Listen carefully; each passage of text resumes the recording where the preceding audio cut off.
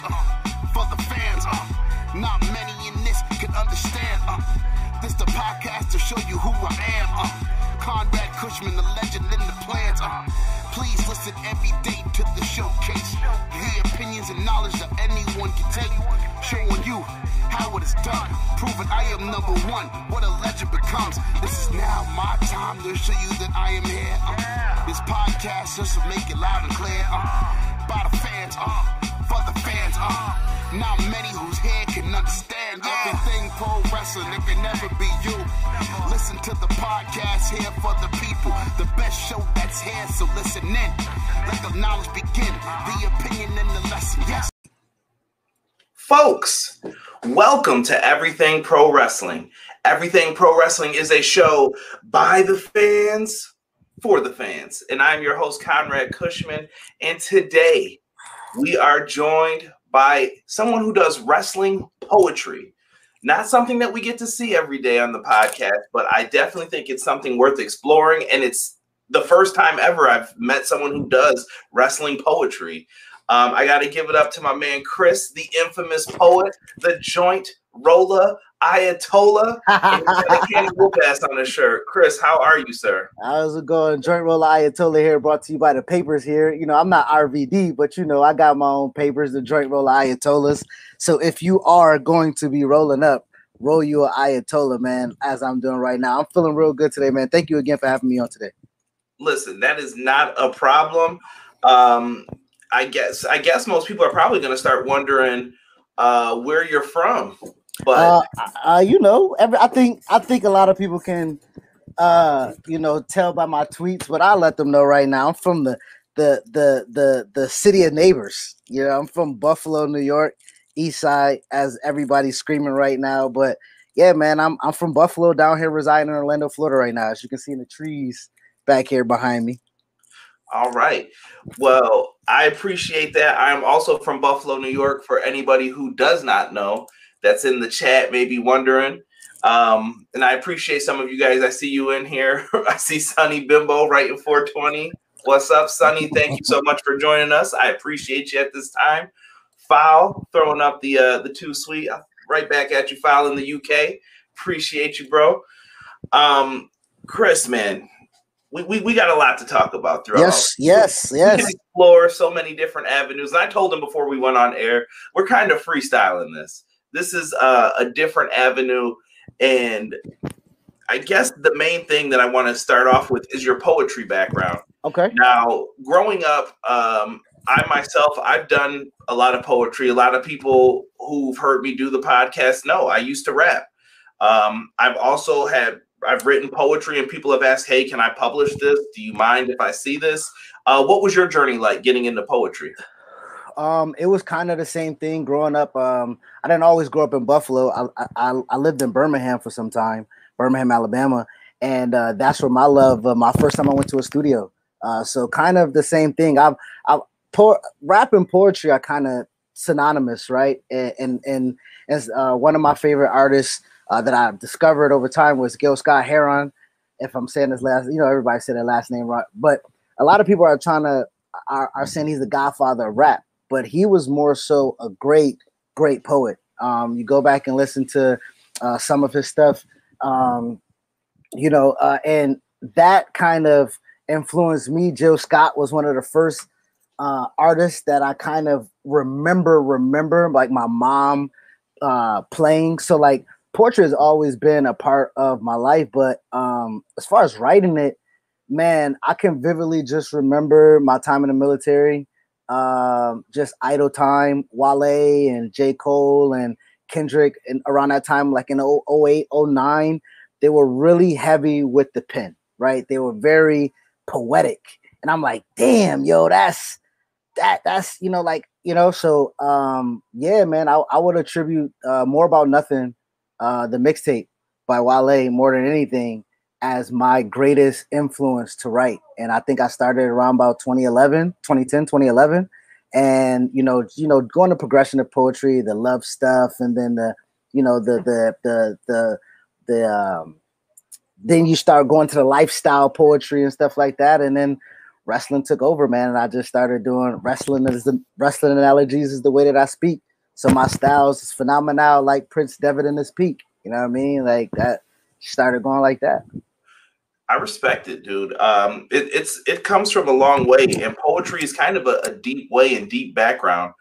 I guess before I was going to mention Lupe Fiasco a little bit here because of his poetry background. A lot of people don't know that from him coming from the Chicago, and and I don't know, man. It's very different. And you brought up some really good artists before, so I can tell we'll get along at least on the music level. What did you think of J. Cole's new album? I got to ask you now while it's kind of a hot topic. I'm going to be honest. I'm going to be completely honest. When new music comes out, I do not listen to it unless it is I have my 5 favorite artists that I will listen to anything that comes out. Who's the starting 5? Wes, Spitta, Larry June, Wale, and I will listen to anything right now. He moved into my top 5, Jay Worthy. That man. So right now, anything new of them is instantly being played. So with J. Cole, I listened to the first half. I like the first couple tracks. I like that he didn't have features on it. So like you have to listen to see who's on it. You can't just skip, play all the way through. I think for the most part for me, it's just rapping. You know what I mean? Like he's not from me. Right. And I have to play it all the way through. He's not really moving the culture forward with anything prolific. You know what I mean? Like I go back to Born Sinner. That's prolific Cole. You know what I mean? That's one of my favorite projects of him. And I think because of the time, what he was rapping about, and again, like his hunger right now is he has nothing to prove at this point. He took some time off. He's like, I recorded some stuff. I think it's nice. I think it's nice enough to put out. And I think that's what happened. Like, I don't think nothing really moved with this project to me. Okay. I'll save my opinions. I don't really want to influence it too much before you get the chance to get into it fully. But yeah, good taste in rap music. I definitely can appreciate all of that. Now, we talked a little bit about the poetry background and who influenced you. Let's get into the wrestling portion of it a little bit. How did pro wrestling come into your life? Oh, man, I'm 31. I'll be 32 this year. Since I was 3, 4, my grandfather, I stayed, if you're familiar with the town, I stayed on Raleigh Street, right in Cold Spring. I went to school 53, and like that was life, you know, staying with my grandparents, you know, at the time. I used to always want to go over there and watch wrestling. So my grandfather introduced the little black box or the little brown box back in the day. He introduced the little brown box on the floor TV. And I think my first pay-per-view that I can vividly remember, Survivor Series 94. If that's Taker being taken out by and he came and the Jumbotron and shit like that. And I believe that was Survivor Series 94. Was it his return or was it when he went away? When he went away, I believe is when he went away. The Rumble. That was the Rumble then. Okay. Yeah, that is classic. That is a very classic moment where the Undertaker got jumped. I remember some kids got their hearts broken that day. Yes. So that wrestling has been, you know, that for me, and it's just been, I've never been able to shake it. You know, just never, even my time in the military, you know, things like that where, you know, I think the high spot for people in wrestling is when I took off. 06, 07, 08, 09, 2010, those 4 to 5 years, I wasn't involved. So I had to do a lot of deep diving when I got back into it around 2011. If you ask me, you didn't miss too much, but I digress though. But that was a different time. I fell off from like 05 to 07. I watched it all the time still, but I wasn't into it like I used to be. Connor McCabe has joined us. What's going on? Connor's got a question, so we're going to throw this in here. Connor, make sure you guys show Connor some love. He's been covering some sports on Shooting the Sports-ish. Let him know you got a free plug out of me, Connor. It says, hey, fellas, I got a quick question for you. A fan of modern rap that's more auto-tune or old school, which rap tells a story and is more poetic with the flow? You're the expert, so I'm going to kick it to you. I think as far as it all depends, like, right? So if you have a new school artist who pays attention to the old school stuff and who kind of uh, um, pays attention to his craft, I would say that you can get a lot of new school people that can tell stories and be more poetic, I should say. But I mean, the answer is always going to be your old school flow, right? If you want to talk about, Slick Rick or Rakim or Eric B, or if you want to talk about even Jay-Z and DMX, rest in peace, God bless the dead, Nas, those particular rappers were telling stories. Those were a little like even Jay-Z for a long time. I didn't get it until I started writing poetry. I'm like, this nigga's never on beat. Like he's never rapping on beat. He never, but you know what I mean? But Jay-Z, he's the GOAT. And he's the GOAT because he's one of the best pens and one of the best poets of all time. Yeah, Jay-Z is someone different. The rumor for Jay-Z is that he does not go and listen to the beat. Like when I used to write hip hop, I should say used to. You would listen to the beat, and then I would write to the beat and play to it. Like, okay, this sounds like a beat that I would listen to in the club, or this is what I would listen to when I'm riding in the car. Here's the story I want to tell with it. Boop, boop, boop, boop, boop, and I write to that. Correct. Jay-Z has this stuff already in his head, and he's just like, turn it on, and I'm gonna do this right now. And like he tries to do it in 1 to 2 to 3 takes, and he's done, and that's it. It's a hustle for him.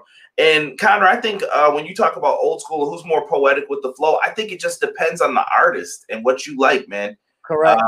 I don't down the new school for a lot of their stuff. I mean, I don't listen to a lot of it either, like I used to.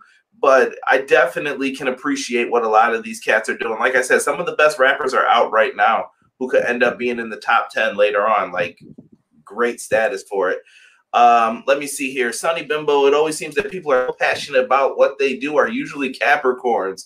I don't know if he's asking your sign or what, but I'm a Virgo, man, but I got mad love for Capricorns. It's a lot of Capricorns in my circle.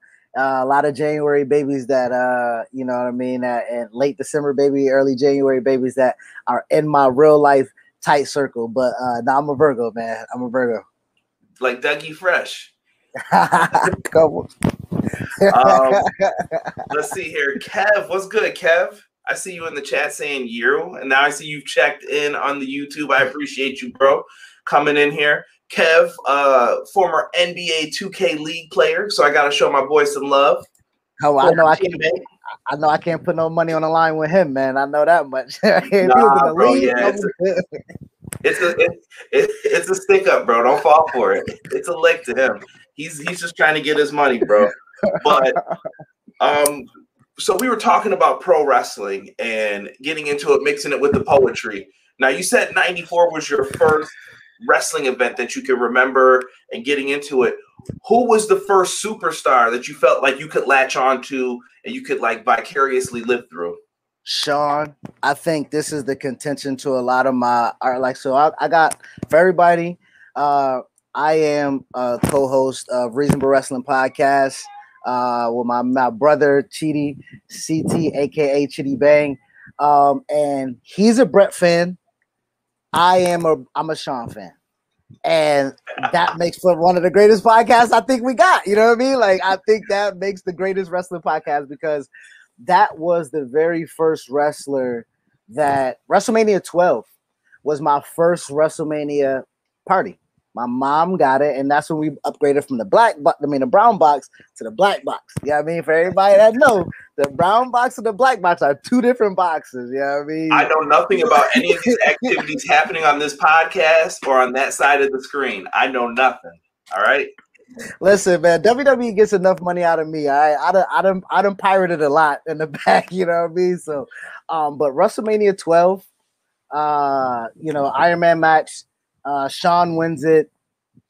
Then the formation of DX got me suspended ISS so many times. I mean, like, oh my gosh. Telling the teacher to suck it was damn near like spitting on a flag. I can tell you that. Like it was like national news around the country. Kids were telling teachers, parents, and authorities to suck it. Yeah, I mean, so Sean was my very first wrestler that I can just gravitate to. Yeah, we came from a different culture. I can tell you this. I remember back then you would have like the leagues and stuff. You would play around, wrestle with your friends and stuff. You would draw pictures like the NWO. And yep. I remember one of the nuns, I went to Catholic school, and one of the nuns saw it and thought I was in a gang. And they were like, "What is this?" And they were holding up, and all the kids were like, "Yeah, yeah." I was a recruiter or something. I was like, "No, it's wrestling. It's wrestling." Oh man, that's good stuff. So interesting. So when you look back at WrestleMania 12, do you consider it an overrated match like many others do today? Like some people look back at it now, they're like, this match is kind of overrated because it went 60 minutes and they just did nothing but rest holds and it was kind of boring until you get up to the last 5 minutes. And an Iron Man match is hard for wrestlers to sell. I get it completely. From knowing their background, what they have to do, they have to work really hard in it to get people invested, and hopefully they're still invested when you get to the last 5 to 10 minutes. What are your thoughts on that match? That's the thing for me, right? So I come from a very pragmatic, thought process, right? And again, that this goes for a great contention I has on our podcast between me and Chidi, is that I am more of a person of what they gave me is what they gave me. Now, could they have done things differently? Sure. So I look back at that match, and I'm not going to be the one that's going to go back and kill it. It's an absolute, for what they were supposed to do and what they did do and what they were supposed to transcribe, they nailed it, right? It was supposed to be two of the absolute best wrestlers who have wrestled so many times previously before then, culminating and at that time, right, in wrestling, unless you're getting Hogan and Flair, right, the biggest match that you can possibly have in 96, WrestleMania 12, 96, right? The biggest match that you can have was Bret Hart, who was on the fucking Simpsons, right? And then Shawn Michaels, who was then a transcending superstar. So I think to me that match is I'm not really for hyperbolic statements, right? That match was really good it stands the test of time. Now, is it Brock Angle SmackDown? I'm gonna say it's better just because commercial breaks. You know what I mean? Like you can go on the net right now and watch that match, and the breaks that you have in between that match takes you out of that match. You know what I mean? Like seeing it straight through, seeing the match go straight. I think it did what it was supposed to do. It's a great match. It stands still. I can respect what you're saying here. Big shout out in the chat. My mod Ace has joined us once again. Ace, thank you so much. Jocelyn, I see you over on the Twitch side of things, checking us out. Appreciate you. And if you guys are enjoying this video, don't forget to hit the like button for us. Subscribe to the channel if you're new, and then also check it out down below. We've got links for everything that Chris does, so make sure you show him some love to his got his apparel. You can get that fine can of whoop ass shirt. Yeah, yo. So if everybody remember earlier in the year, the dude got slapped with the twisted T. You know what I mean? He got slapped with the twisted T. So can of whoop ass. Everything is wrestling. Thank you for shouting out the brand. EIWshop.com. That's where you can get the shirt. You can pick up a pack of papers. I got rice and hemp papers. Like I say, everything is wrestling. Let me get this camera right. Joint roller Ayatollahs. You know what I mean? And that name even came from Finn and Jericho. So, you know what I mean? Like that, everything's wrestling, man. It is, and I respect that you put over the brand. And if you guys like our shirts too, you can go to our store as well. We're on whatforapparel.com, and you guys can get our stuff from TeePublic. If you guys like the EPFNW shirt with the ECW logo status, make sure you guys check it out. Original Biggie has now joined us as well. What is going on, Obi-Wan? Thank you so much for joining us, and I'm good. I believe Chris is good too, so thank you for joining us. Man, I appreciate you, man. Appreciate you. Now, Ace came in with a question before. I was holding off on it because you were answering before. He wants to know who's your favorite wrestler from all of the following promotions. All right. WWE, Ring of Honor, MLW, New Japan, NWA, Impact. So who's rocking it in each company right now to you? All right, leave that up real quick because we smoking and I'm high. Well, I'm smoking and I'm high. All right, so WWE right now, I think, you know, that's the main, that's what we cover on our pod. We cover WWE and majority of, some of AEW. So as far as watching and spending diligent enough of time paying attention to it, I won't lie to you and give you those reasons. So favorite wrestler just off rip for the promotions that I don't watch. MLW. I used to work there. I love you, Court. Fuck you, Court. My favorite wrestler there right now is Jacob Fatu. Jacob is absolutely the man. He is. I remember working there and them bringing him in, and we was like, he can go elsewhere. So that was a really good signing for them. That was a really good move for them. I really like his story. I like his 2-year run of champion. I just went back and watched him and Calvin Tankman just because I wanted to see two big horses beat the shit out of each other. You know what I mean? Like that. He's really good, man. He is really, really good. New Japan. They started off the year hot. My favorite wrestler there is Kota Ibushi, and it's just because I seen him live at the ROH Supercard in New York City in 2019. So I saw that Intercontinental Championship match live, and he's just so good, man. He's so good. That match with Cedric a couple years ago in the CWC. I do think if Kota goes to WWE, Kenny goes to WWE. So that's just my hot take there. So Kota not going there spares a whole nother company. Speaking of that company, AEW, my favorite wrestlers will be Death Triangle.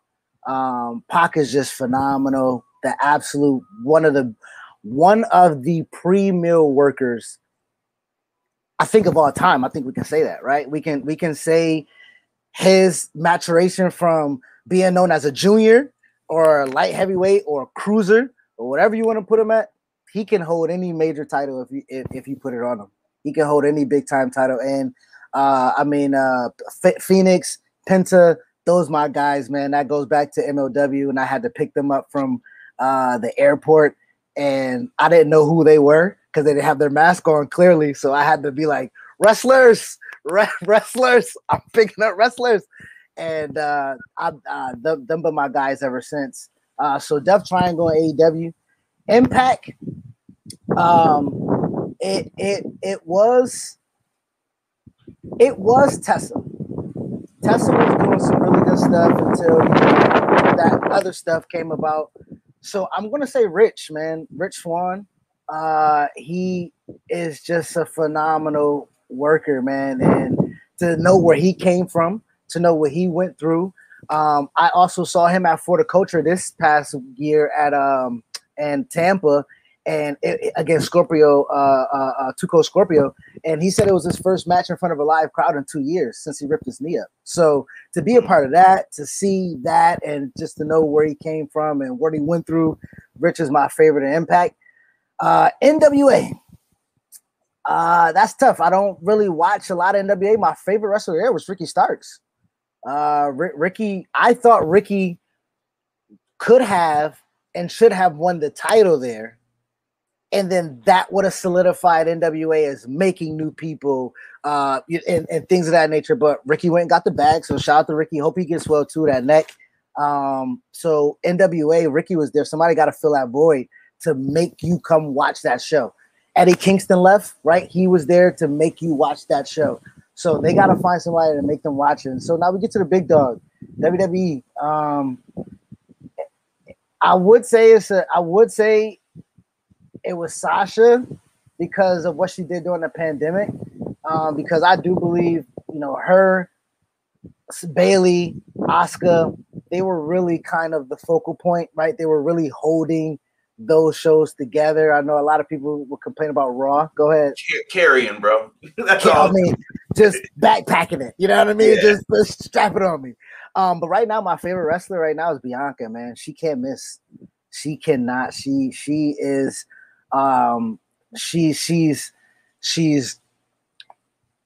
she's everything that I'm gonna keep it a buck. Here I am. This is me. This is what you'll get on the podcast. She's everything that people say Charlotte is. You know what I mean? If you give Bianca what they give Charlotte, she will be, without a doubt, the greatest female wrestler of all time. She's got everything that Vince looks for too. A lot of people forget that, and I think sometimes I see it, and I know a lot of people are the first ones to jump on Vince McMahon doesn't like African Americans because of how he books them. Now, does he book some silly ass gimmicks? 110%. Wrestling books some terrible gimmicks sometimes for African American people, but, and I shouldn't even say African American, for people who are not from the United States. But I will say this. When you have all the tools that Vince McMahon wants, isn't it funny how you don't get that gimmick? Look at Bobby. Bobby Lashley. I just said it. Look at Bobby. He's an athlete. Bianca Belair falls into that same category. Ahmed Johnson wasn't given a stupid gimmick. Vince believed in him, I think, at one point, and thought that could be my guy. I'm telling you. So just peep how they book people and where they see you. Sometimes you have to start off as a joke and then make it to that level, but speaking of that, and that's why the show is called Reasonable Wrestling. So you got to have reason when you talk about it. A lot of people don't have nuance when they have conversations about wrestling because of subjectivity, right? Everybody, this is my opinion. This is what I think. That's fine. But let's have a conversation about it. I love what you said right there about that because that's what we say about on our podcast. Like, we be paying attention. Vince has a type. Trips has a type. Sean has a type. You pay attention to see who's getting booked and who's strong, and you can see those types.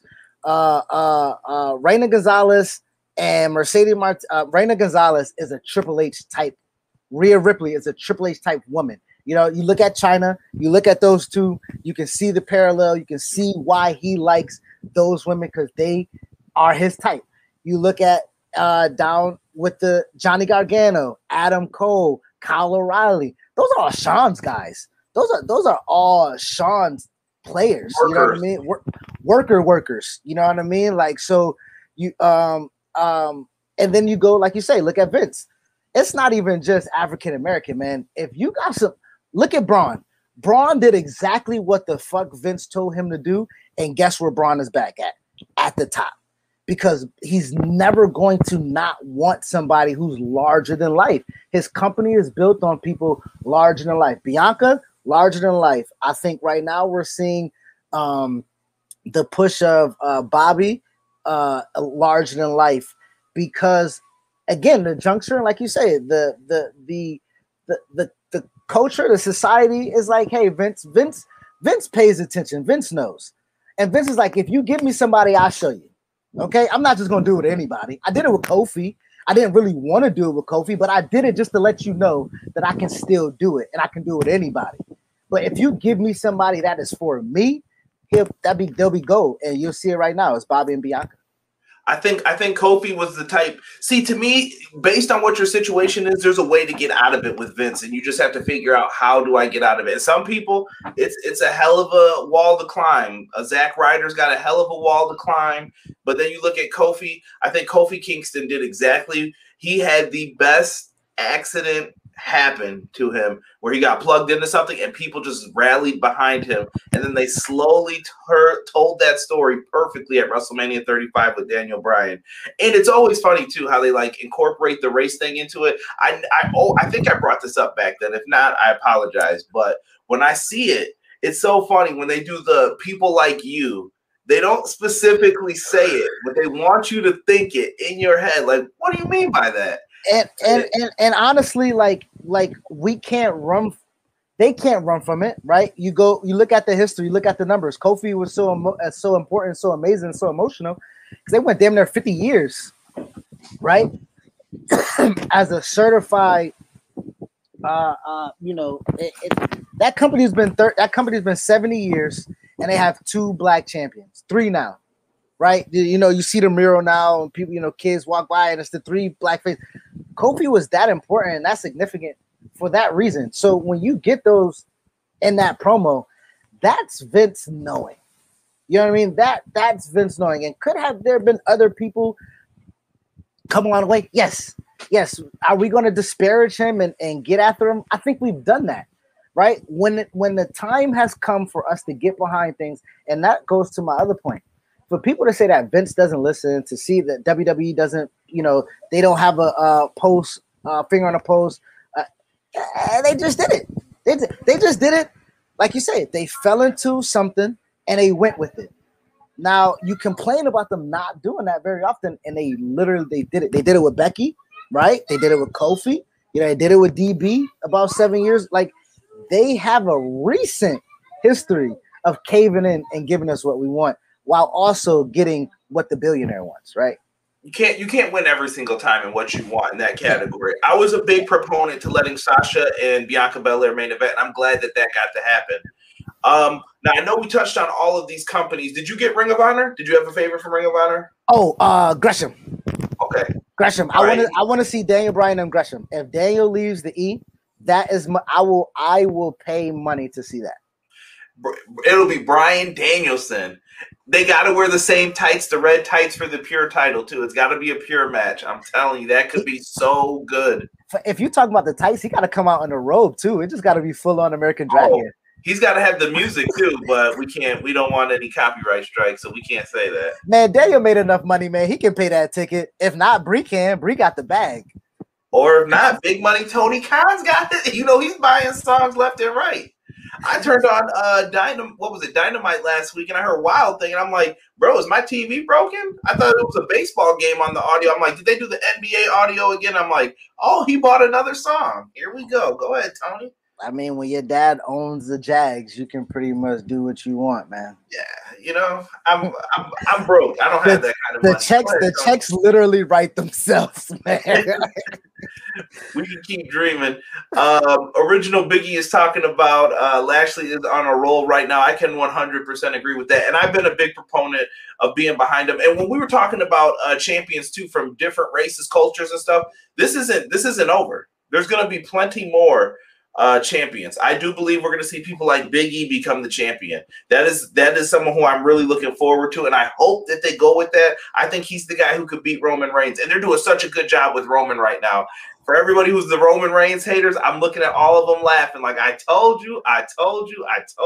I'm not going to front though. I was one of Roman's detesters because how they booked him, right? It just wasn't compelling. You know what I mean? I went to Full Sail, you know what I mean? I went to Full Sail for a cup of coffee, and I went for film and, film and creative writing and shit like that. And that was the reason why I went, because I wanted to write for WWE. And, he wasn't compelling, man, and this is compelling. Shout out to Paul Heyman. Paul Heyman is one of the best and one of the greatest wrestling minds, and you can tell wherever he's at. Look at Raw. Look at Raw when Paul was there and Eric Bischoff was on SmackDown, and then now look at SmackDown when Paul is there and Bruce is on Raw. I think look at SmackDown now with Paul's there, and then Raw with Bruce is there. You see the distinct difference in how the influence of writing and how the influence of storyline and compelling wrestling goes a long way when that guy is there. So Roman's having his best run, and I think it's because of Paul Heyman. All right. Now, I'd be remiss if I didn't ask you this next question. You brought up MLW before, and you used to work for MLW. You got to share a little bit with us now. Oh man, I love. That was my first. I love MLW. That was my first implementation into wrestling, right? Where I wasn't just some guy observing. I did intern work with them and did, ring crew and staging, and I was a runner, cable runner, and then end up being a low-key producer, low-key editor for the show. They was doing shows out of Guilt nightclub down here in Orlando, and Alex Greeny was Bruce Pritchard was one of the lead producers there. They were lead producers there, and I was their assistant producer. I was a production assistant, and things just went sour because I'm a grown ass man. I'm gonna say what I want to say, and Court was like, "You don't say that to the boss," or so, to that effect. And I'm like, all my tweets reflect me. You know what I mean? Like, and then that had a little, but I loved it there. I was there at the very beginning when they got back on TV, when they got their TV deal with us, BN Sports.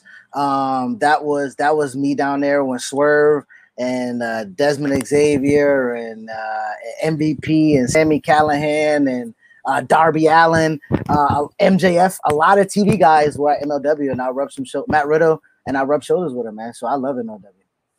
Original Biggie coming in with a question. What do you think of Biggie and a Bobby Lashley feud if booking is on point? So could that happen in your mind? Would you like to see something like that? Like if they book it right? I honestly, the only way that would happen, right, is, and this is us now.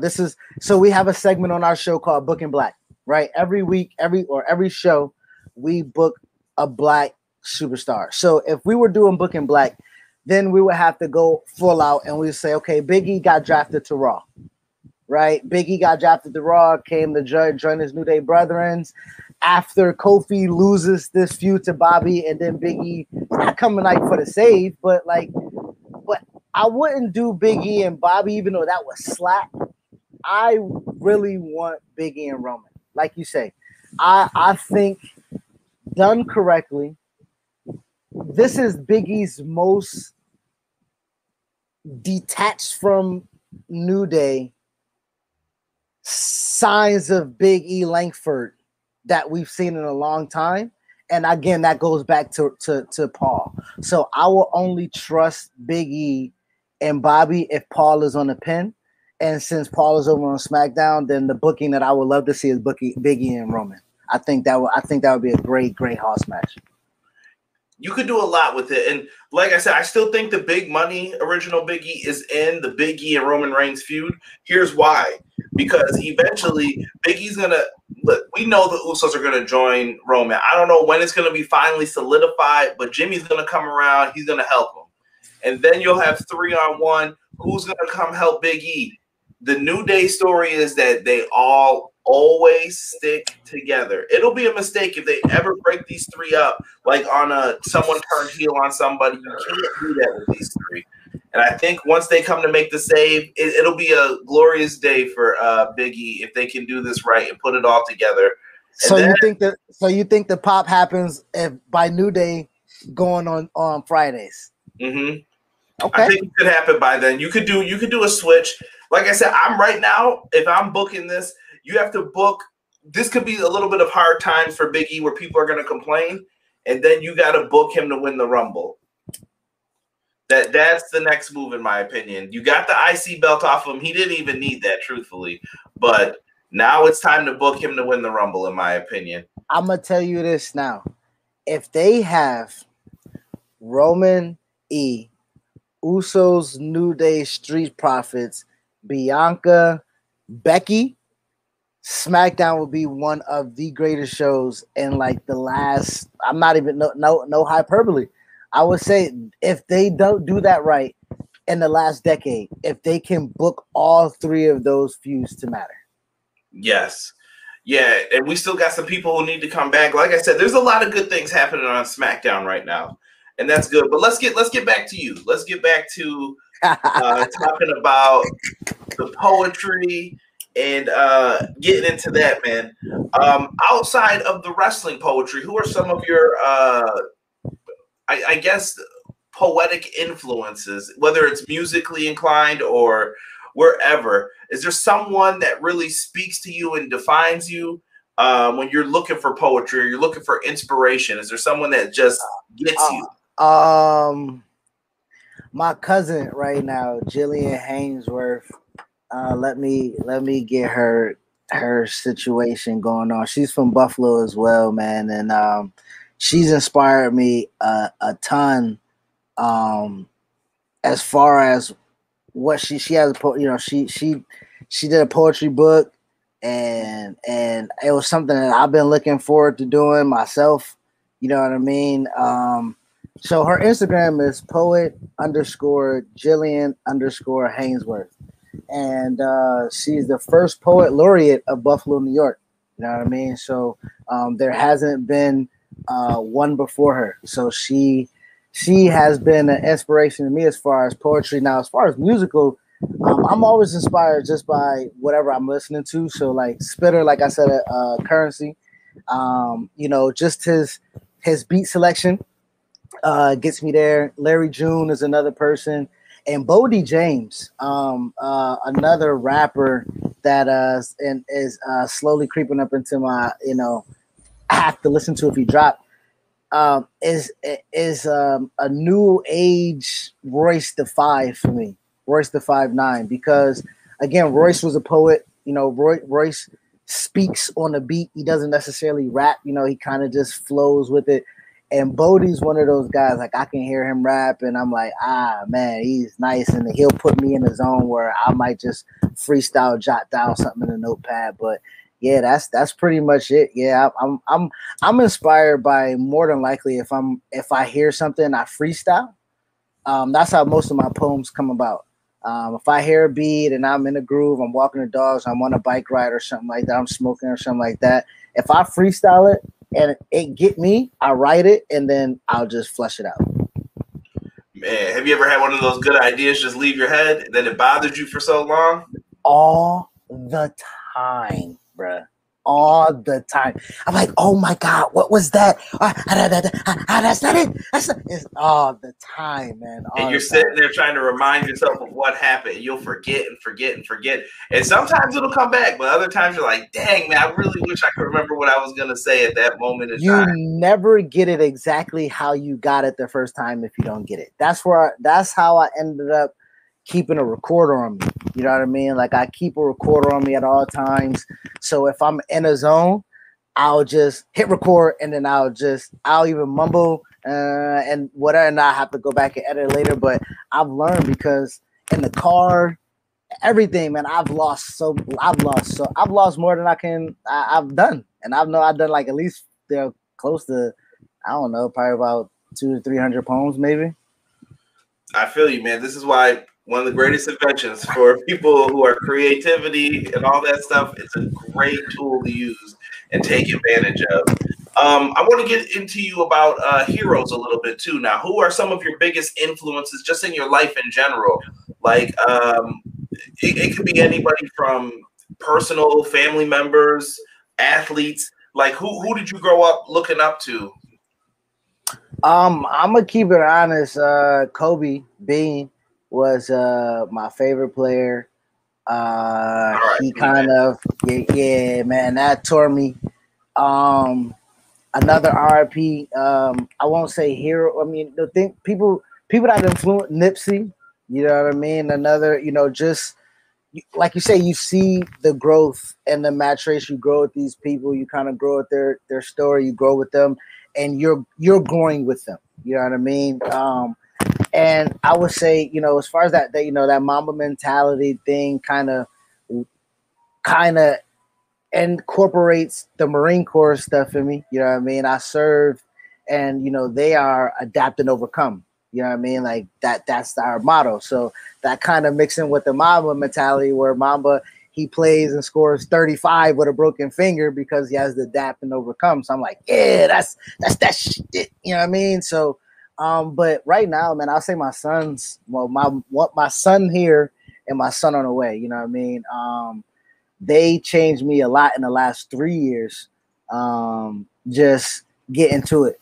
You know what I mean? There's a lot of things that I kind of still look back on, like you say, regretful, and like I didn't do, but they pushed me every day to continuously do things better, learn better. Kind of, I still make mistakes here and there, but like, yeah, man, I'm influenced by my kids, man. That's a good thing to always have backing you, though. Kids, life in general. The thing that I really liked from that Kobe Bryant speech, I was just thinking about one of the lines that his wife had said, and then she was like, you could take off tonight. I mean, you're already in the playoffs or whatever. He was like, well, what about the people who paid to see me play? They'll see you play again or whatever. And he was like, well, what about the kid who paid all of his money and he can only get to see me one time? And I was like, dang, that's an entertainer. That's somebody that you want to be the face of your organization if you're the NBA.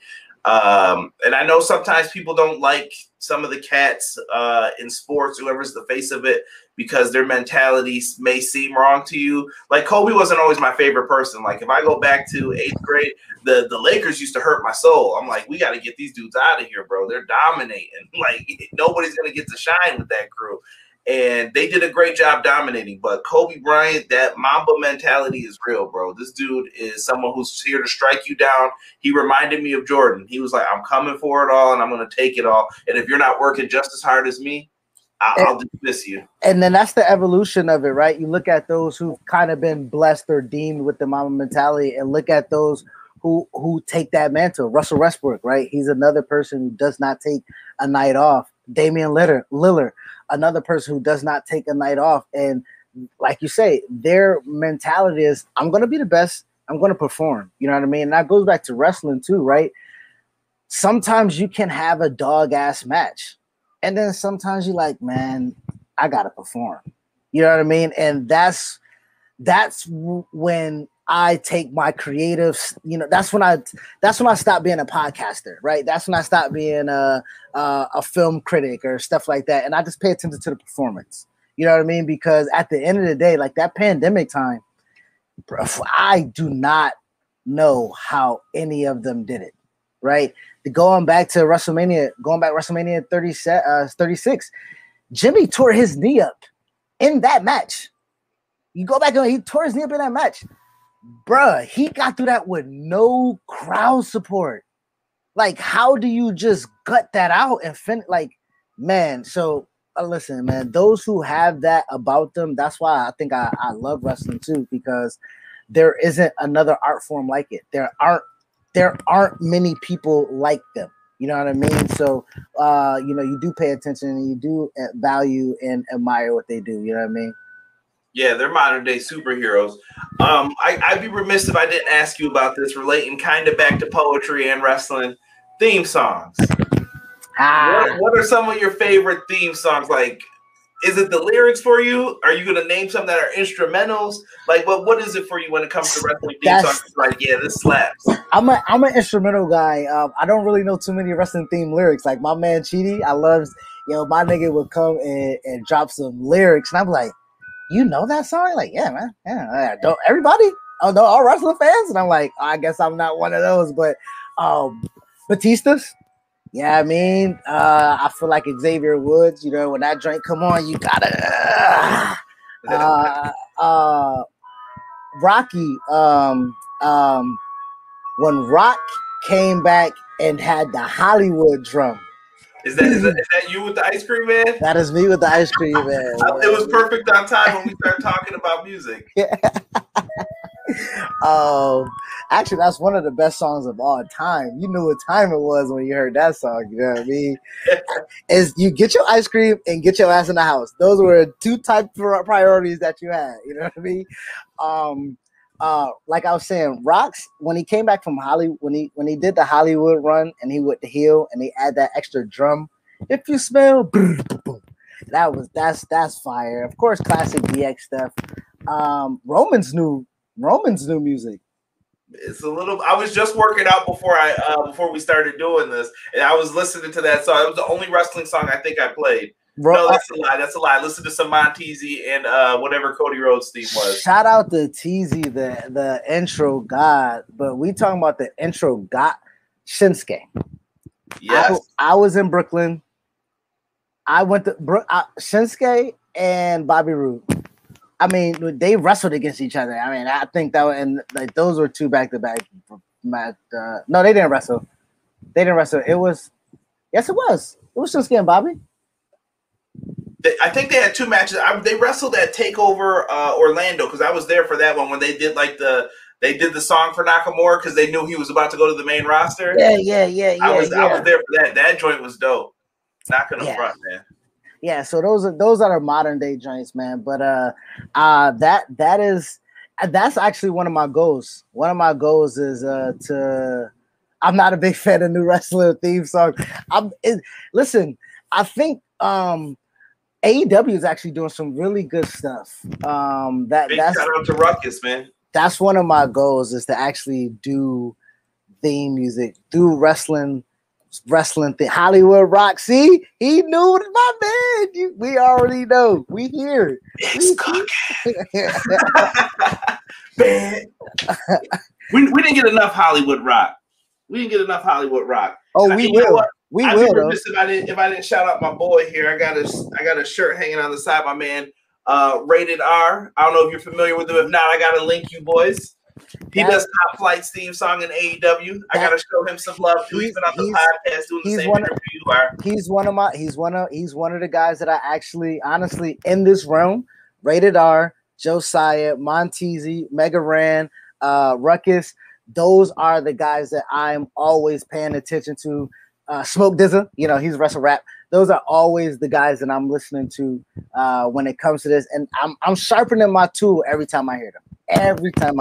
And Wale stands up there too. I mean, Wale going off the Razor Ramon beat. If you have never heard what I'm talking about, you need to plug that in as soon as this podcast ends. Just type in Wale Razor Ramon beat. Go ahead, hop off. Me and my crew pop off. Yeah, come on, man. Wale. Yeah. I'm like a young McMahon. I'm here to get your bitch off. Ooh, like I'm Ric Flair. Man, he's just a beast, bro. Listen to the whole thing, though. It's a great freestyle. I just remember so many people rapping off of like the wrestling beats. I can remember when I think it wasn't Dipset. I think it was the Senate. I want to say, if not, it was one of their like minor groups underneath Dipset that rapped off of Goldust beat one time, and I was like, man, Goldust beat goes hard. You could definitely rap off. Oh, Flatbush Zombies and Smoke. Go listen to Smoke Dizza's Ringsides. He got 6 editions. Every WrestleMania, I think 7 now. He's been doing Ringsides. It's like a little EP of like 4 or 5 joints, and he raps off of wrestling theme songs. 183rd produces it. Man, they are fire. They are fire. So those, like you say, that because he rapped off the Cody Rhodes joint. Oh, you have to send me a link to this because I'm a big fan, man, of a lot of that stuff. And you know what? We talked about Teasy and everybody else. There's one more person we got to shout out, I think. And I think it's Isaiah Swerve Scott, man. We got to show him some love, man. Big shout out to the Hit Row stuff that he's doing tonight on NXT. If you didn't see it last week, I'm sure they'll show you a million highlights of it. But I'm really happy for him because he's someone who I thought was very underutilized since he first came in. And I like that he went with this cocky, swag-oriented attitude. And when they put him in the studio and he was cutting those promos, he's in his element. He knows that's where he belongs. And him and Teasy, when they team up to do songs, I absolutely love it, bro. Like, Broke Boys is my favorite song that they've ever done. I don't care what anybody says. And I know Big Swole's on the hook. A lot of you don't know that, too. But Big Swole's on the hook for that. And that joint just might be pro, and it's okay. But I did I did video I did a video for both of them. I did video for I'm the Man. I was there. They needed some help with some video production stuff. So shout out to their whole crew, that whole Swerve City podcast crew. They needed some help, and I was happy to come through and fall through and help them out with that. And then also the Starship, come along, take it right. Yes. Starship Enterprise, I think it is. I was there for that video shoot as well, man. And I'm so happy. I was, again, Swerve, MLW. That's where we first linked up. That's where we first met. I would hold his title, give him the title before he go out. I was shooting his single shots as he walked to the ring. Like that. I was there when he came in. pre-show one time, and he was like, "Yeah, man, me and TZ got the podcast equipment." So so to see that go on the network, and then now, like you say, the Hit Row shit is really him. Like, you know, we talk about the people that transcend and people that connect and gravitate. You know, that's why the Hurt business was so successful. You know, you see Swerve, you see Hit Row, you see that group, you like, that's go time for them. That's go time for them. And I'm glad. I'm just happy NXT is showing some love to hip hop, because I was tired of Poppy. I'm gonna tell you that now, man. I was tired of. You know what? I think wrestling's a really great mix, though, for a lot of music. Like, I told people in the past, I've done hip hop music, but my main focus, like, really, I can listen to anything and usually find, like, okay, I see why people like this. I can see why people are getting into this. So I can get down with a little rock. I listen to country. I tell people all the time, country and rap are the same thing. Honky Tonk Badunka and Back That Ass Up are the same song. I don't want to hear it. Don't tell me different. It's the same thing. Florida Georgia Line are sitting on the porch wearing their chains too, talking the same thing that rappers do. It's just said a little bit different. It's all the same, bro. Right? So it's just like I tweeted as a joke. Black people sing Judas too, my guy. You know what I mean? Like, if I could pull up my brother-in-law right now. So I have two brother-in-laws. One doesn't like the song, and the other one was blasting it on his way home from work. He was jamming to it like, Judas. He was like, I can't wait till we go to AEW. I'm gonna sing this joint hard. Yo, that's what Bomani be saying. # 2 Americas. You know what I mean? You got 2 Americans right there, man. But yeah, that, you know, and I saw it in the little pop-up screen. Jericho has a classic, you know, like you say, interest music. Break the wall, doom doom doom doom doom doom doom doom doom. That joint is man, that's a slapper, man. Classic, man. So yeah, wrestling got some, you know, and that's why I say, you know, like, you know, bringing up the influences, and like you say, TZ and Rated R and Josiah. I got really, really inspired when I saw Josiah do what he did, because I'm like, damn, that nigga jumped the gun on me, but he raps, you know what I mean? And that was one thing I never wanted out. I was always self-conscious because I did not want to be a rapper. I felt like you talk about podcasting being oversaturated. I thought being a rapper was oversaturated. You know, I didn't want to follow the crowd. I didn't want to. I didn't want to, but all my stuff comes from rap. You know what I mean? Like everything, I'm influenced by rap, even the way that I construct bars and words and stanzas. You know what I mean? It's kind of in a flow of like I'm rapping, but I wanted to be a poet, man. I wanted to be Lenny Poffo. You know, I wanted to be a wrestling laureate. You know what I mean? Like you say, TZ gave me the battery in my back, and he was like, yo, nobody's doing what you're doing, man. Like, there's not a wrestling poet out there. So go with your gift. And I'm like, shit, my gift, I got like 15 poems already in the stash. I'm about to do a wrestle rap EV. You know what I mean? Like, so with that, like, I'm encouraged now. So that's the reason why I'm in it now.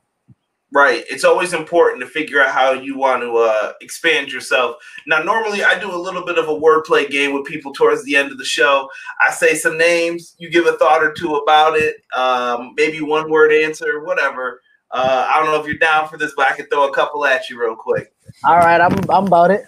All right, here we go. The $1 Million Man, Ted DiBiase. One of the best. Okay, all right. Mr. Perfect, Kurt Hennig.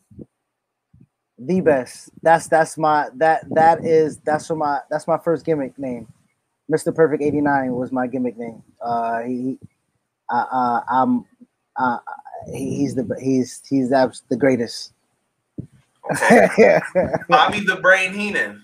I have a jacket with Mr. Perfect on it because I'm influenced by those two so much. It has infamous poet and the embroidered gold lettering. Damn, I should go grab it real quick. But nah, man, that's my shit, man. I am gonna grab it. As a matter of fact, I'm gonna grab it after we wrap this up. I'm gonna grab the jacket so you can see it. Yeah, at least I get to see it. Yeah. My next one for you is Buffalo, New York. Home, man. Home is where the heart is, and I'm so happy that the shine and the love and the gifts of my friends. I have some really great, talented friends. Being able to get the spotlight on them, man, I'm so happy for that. Langston Hughes. My first poetic book report. My first book report as a poet. I think I did that like second grade. I still remember it. You know what I mean? Legend maker. I'm sorry.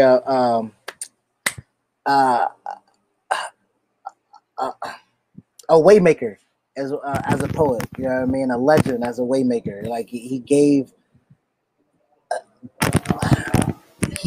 what I can see myself because he was that. You know what I mean? All right, Tupac.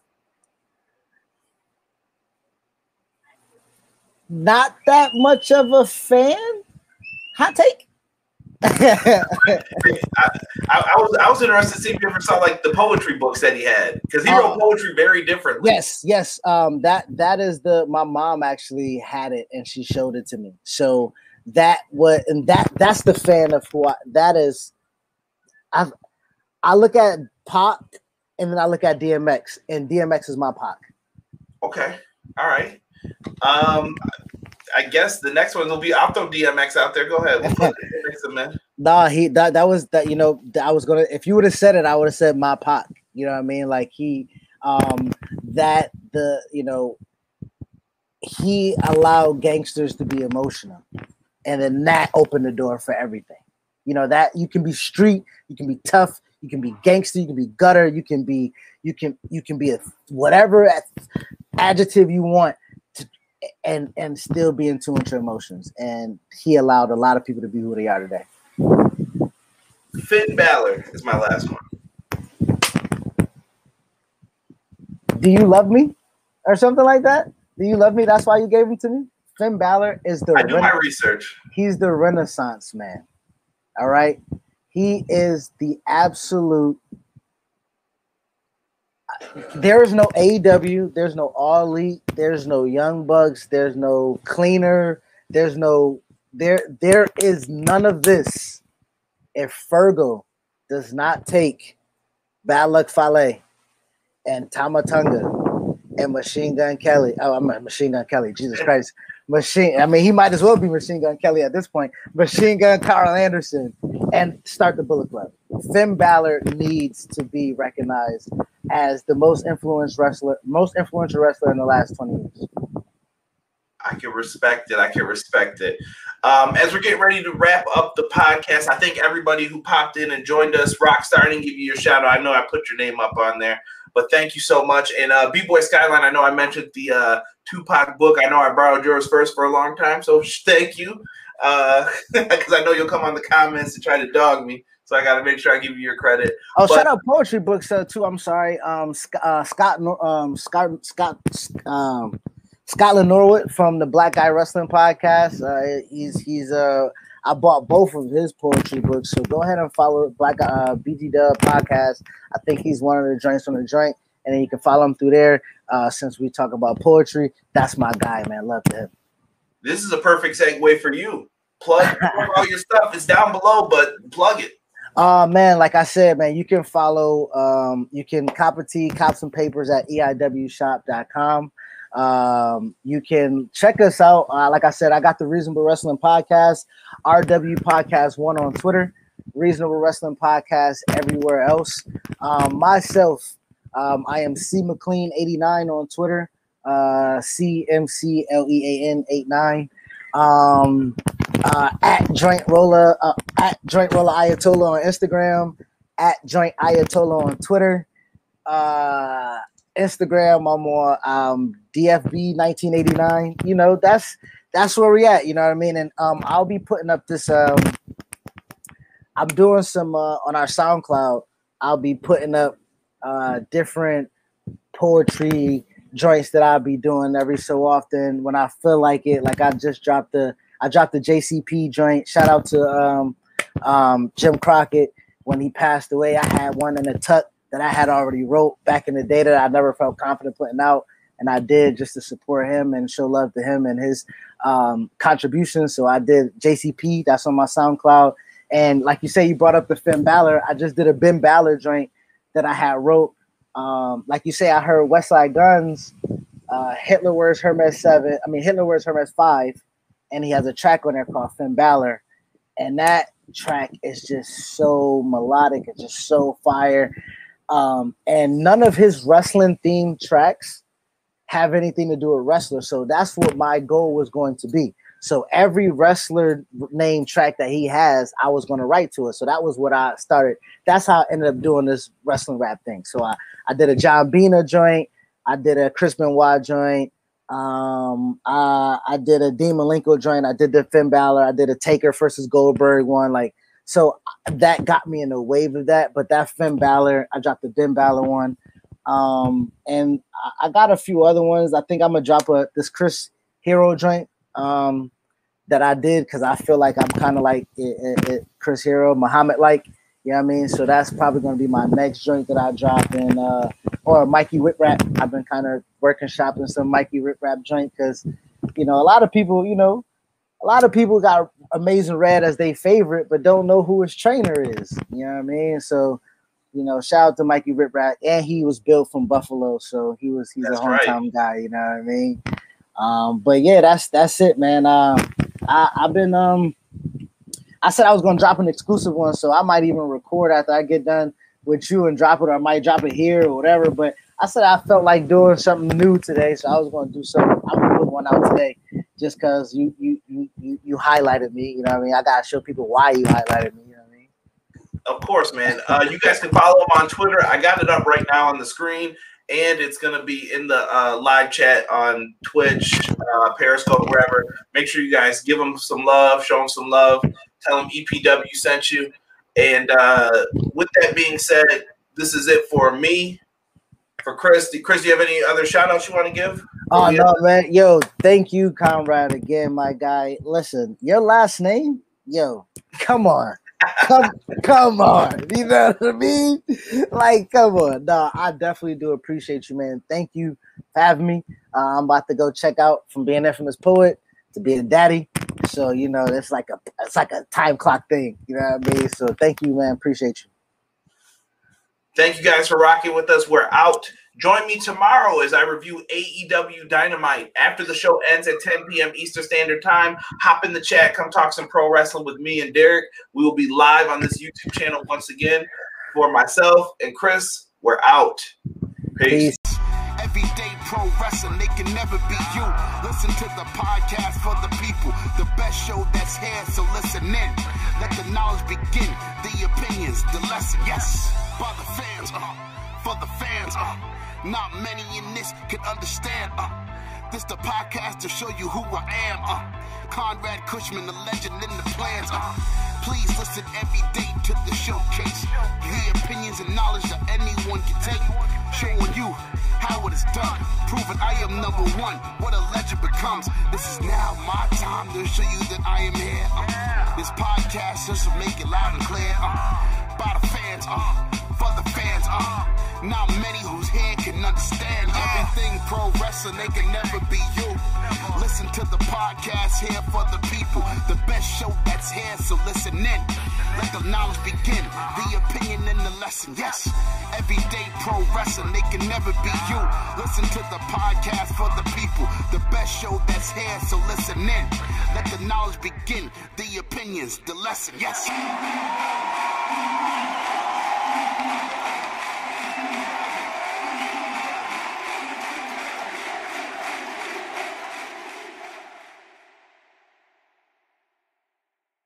Are you looking for the newest and hottest in the world of pro wrestling?